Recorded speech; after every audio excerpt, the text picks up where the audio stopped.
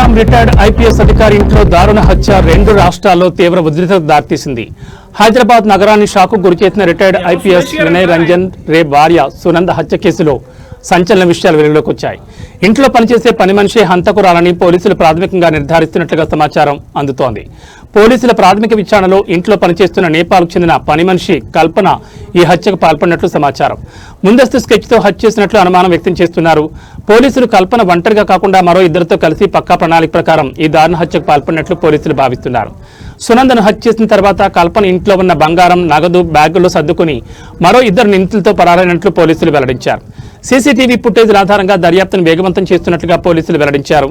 ఇంటి పరిసరాల్లోని సీసీటీవీ కెమెరాల ఫుటేజ్లను స్వాధీనం చేసుకున్న పోలీసులు నిందితుల కదలికలను ట్రాక్ చేస్తున్నట్లుగా తెలుస్తోంది.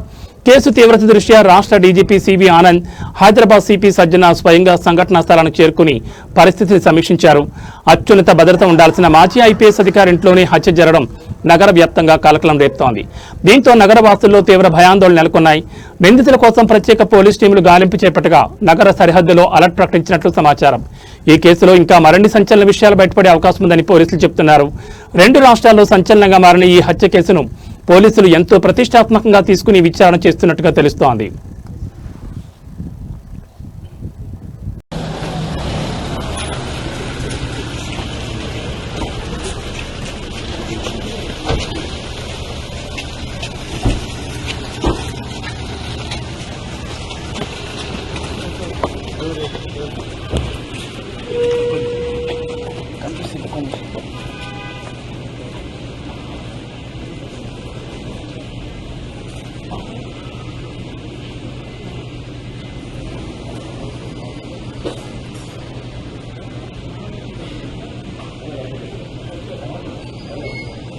Sure.